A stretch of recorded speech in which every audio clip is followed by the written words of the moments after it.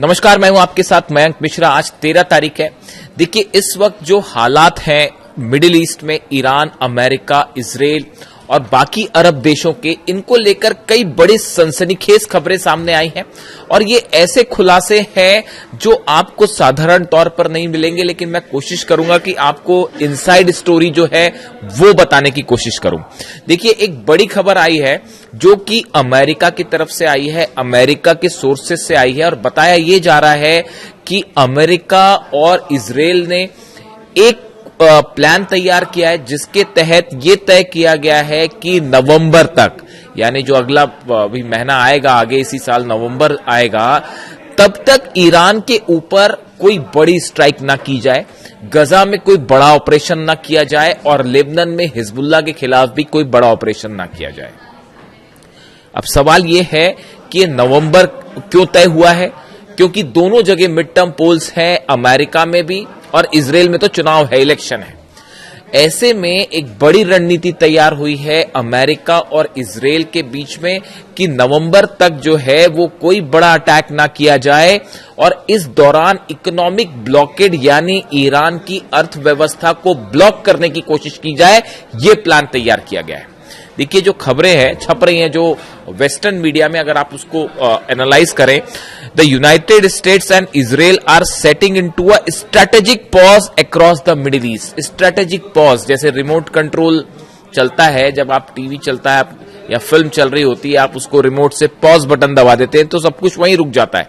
फिर जब मन आता है आगे तो आप उसको प्ले दबा देते हैं और वो फिर से शुरू हो जाता है। बिल्कुल इसी तरह से इजराइल और अमेरिका ने कहा जा रहा है कि पॉज बटन दबा दिया है, यानी फिलहाल हमले नहीं करने हैं, चीजों को रोका जाए।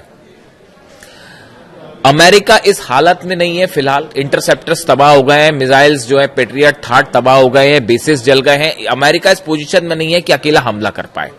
इजराइल इस समय हमला करता है तो उसका बड़ा नुकसान जो है वो चुनावों में देखने को मिलेगा और फिर से एक बार पूरे अरब देश जलेंगे। ऐसा नहीं है कि सिर्फ ईरान और इजराइल की वॉर होगा, वो अरब सऊदी भी जलेगा और यूएई भी जलेगा और वो बहरीन और जॉर्डन पर फिर हमले होंगे। अमेरिका की सारी कंपनीज तबाह की जाएंगी, यानी बड़ा इकोनॉमिक नुकसान होगा।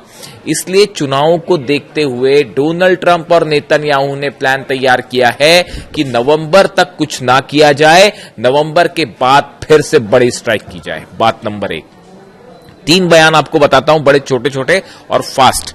रूस की तरफ से यह वार्निंग दी गई है ईरान को, केजीबी की तरफ से, और एक बड़े उनके फॉरेन पॉलिसी से जुड़े एक बड़े अधिकारी की तरफ से यह कहा गया है कि नवंबर में या नवंबर के बाद ईरान में ग्राउंड ऑपरेशन हो सकता है।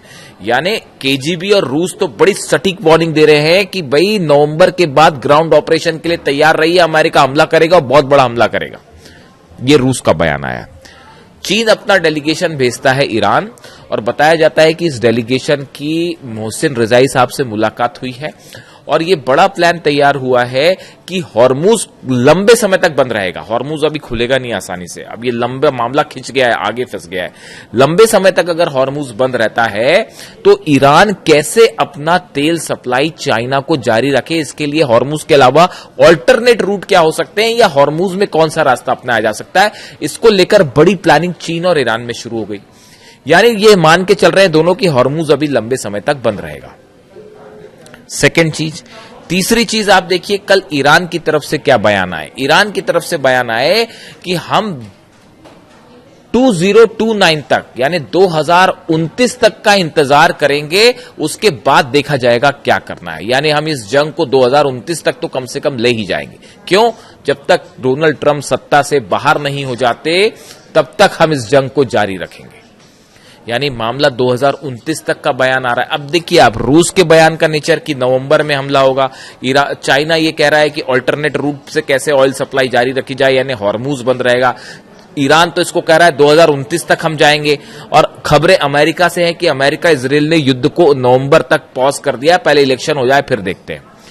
यानी ये चारों पांचों चीजें एक साथ डेवलपमेंट पिछले 24 घंटे के अंदर की हैं। ये अगर आप इनको जोड़ के देखें तो एक बड़ी पिक्चर उभरती है। बड़ी पिक्चर ये है कि फिलहाल अमेरिका और इजराइल के इलेक्शंस को देखते हुए स्ट्राइक नहीं की जाएगी, लेकिन जो रूस कह रहा है कि एक बड़े ग्राउंड ऑपरेशन की तैयारी, यानी अमेरिका अपनी सेना को मजबूत करने में जुटा हुआ है।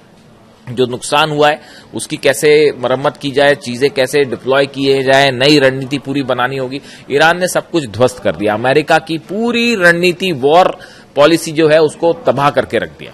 अब उसके बाद कहानी यह है कि कैसे जो है अमेरिका रीग्रुप हो और उसके बाद क्या हमले की प्लानिंग हो, क्या स्ट्रैटेजी हो, इस पर विचार चल रहा है।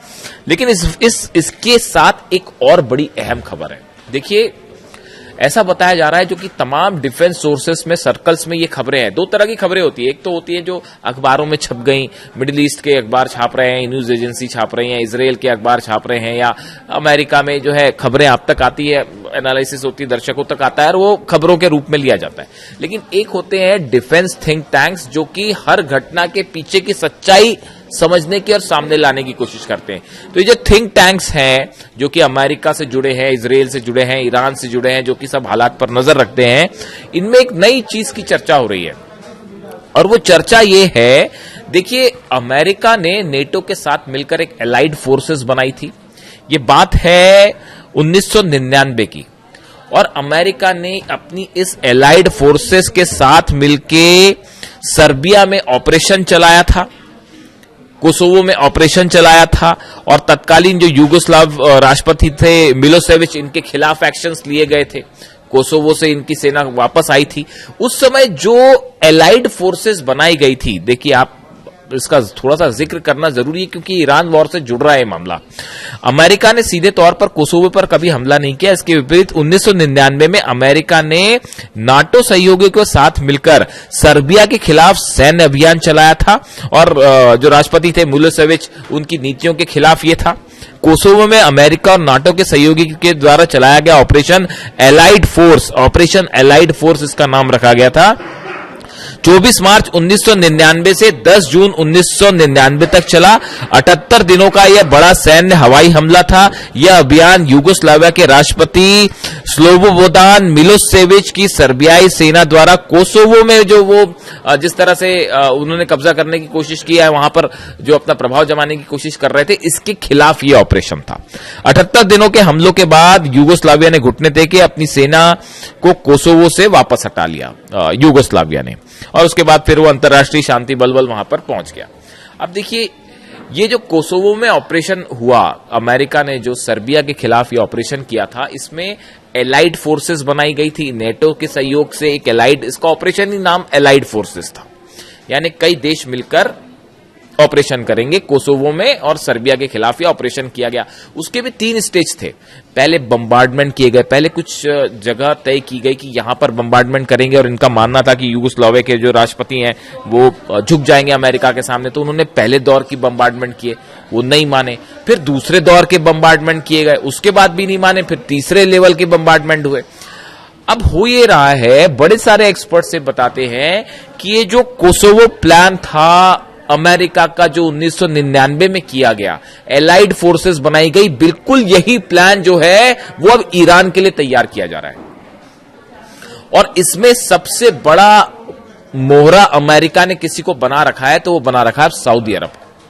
यानी देखिए, 2 फ्रंट खोलने की तैयारी है कि इजराइल एक तरफ से हमला करेगा, दूसरी तरफ से अमेरिका हमला करे, और एक एलाइड फोर्स बना दी जाए जिसका लीड, जिसको सऊदी अरेबिया करे, और जिसमें कई अरब देश शामिल हो, और ये इनकी सेना मिलकर जो है ईरान के खिलाफ ऑपरेशन करे।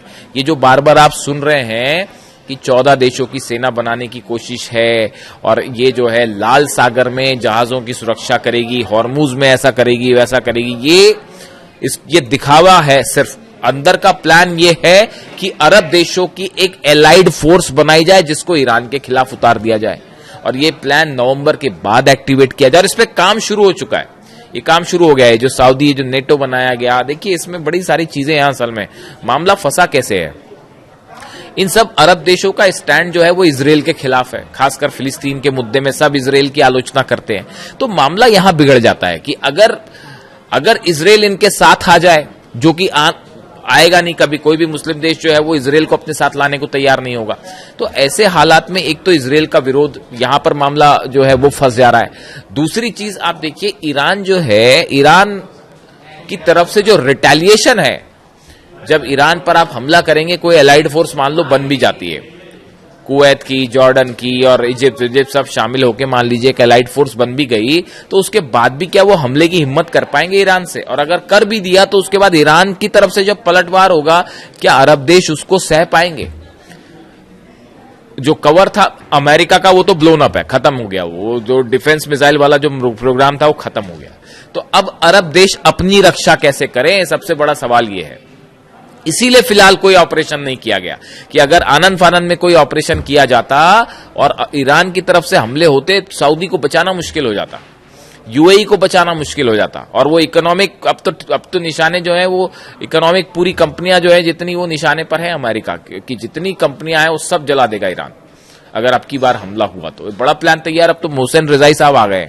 मैं अपने हर वीडियो में मोहसिन रजाई साहब का जिक्र कर रहा हूं साहब। उसकी दो वजह है, एक तो व्यक्तिगत रूप से मेरे को उनकी स्ट्रैटेजी बड़ी, जो मिलिट्री, देखिए हर सबका अपना अपना तरीका होता है। तो मैं भी जब एनालिसिस करता हूं तो कुछ आप मिलिट्री के बारे में जानकारियां पढ़ते हैं कि मिलिट्री वॉर स्ट्रैटेजीज क्या होती है, कैसे बनाई जाती हैं, कैसे दुश्मन पर हावी हुआ जाता है।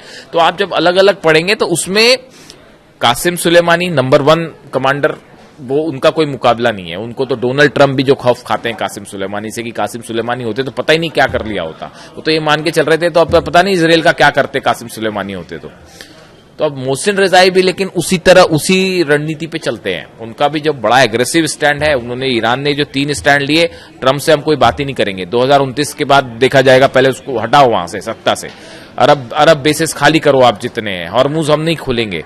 जो स्टैंड है वो बहुत टफ कर दिया है एकदम मोहसिन रजाई साहब के आते के साथ ही।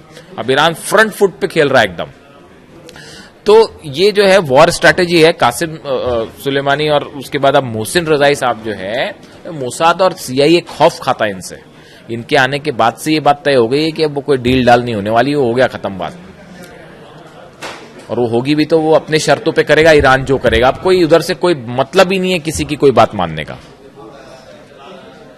इनफ बहुत हुआ, ये खेल जो चल रहा था, इनफ इज इनफ कि आज डील हो जाए, अब फिर अच्छी बात चल रही है तो फिर हमला कर दिया उसको ईरान ने अपने टारगेट सेट कर दिए। अभी मिडिल ईस्ट में इन टारगेट के साथ आगे बढ़ना है, चाहे जितने दिन चले जंग चले। तो ऐसे में ये जो एलाइड फोर्सेस वाला मामला है, इसकी कोशिश में ट्रंप की सेना, सऊदी की सेना सब मिलके, लेकिन अब ये प्लानिंग के स्तर पर ही है। इसीलिए ईरान ने पहले ये बयान दे दिया था, जैसे ये नेटो हुआ, ये श्योर कर लिया गया था कि हमारे खिलाफ अगर कुछ मामला आया भारी पड़ जाएगा। तो अब देखने वाली बात ये है कि क्या ये जो एलाइड फोर्स का ख्वाब देख रहे हैं डोनाल्ड ट्रंप, क्या ये पूरा हो पाएगा? क्या नवंबर के बाद ग्राउंड ऑपरेशन की तैयारी है? और ईरान तो जो जंग की तैयारी कर रहा है, वो तो कल बयान आ ही रहे हैं वहां पे कि जितने हमारे ड्रोन खर्च हुए उससे ज्यादा ड्रोन हमने बना दिए हैं, जितनी मिसाइल खर्च हुई उससे ज्यादा मिसाइल बन गई है। और ट्रंप की सेना यही अंदाज लगा के बैठी कि कब मिसाइल खत्म होगी तो हम कुछ करेंगे। वो 5 महीने से यही कोशिश करते रहे कि जो है ईरान की मिसाइल्स खत्म कर दे। वो 5 महीने से कोशिश चल रही थी उनकी। ईरान कह रहा है कि जितनी खर्च हुई उससे ज्यादा तो हमने बना डाली। तो अब हालात ये है कि ये पूरी वस्तु स्थिति जो आपको देख के भले ऐसा लग सकता है कि अभी जंग रुकी हुई है, हमले नहीं हो रहे हैं, लेकिन पर्दे के पीछे बड़े सारे खेल जारी हैं। मिडिल ईस्ट असल में ऑयल और गैस, नेचुरल रिसोर्सेस का क्या कहें आप, हब है, हब। यहां सब कब्जा करना चाहते हैं, सब अपना प्रभाव लगाना चाहते हैं यहां के रिसोर्सेस के चलते।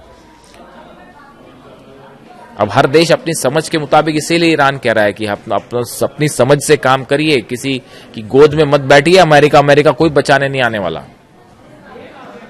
यही बात अली खामनी साहब ने भी कही थी। Anyway, thank you so much. Video कैसा लगा कमेंट करके जरूर बताएं। मैं आपके सारे कमेंट्स पढ़ता हूं, कोशिश होती है जवाब भी देने की। Thank you so much.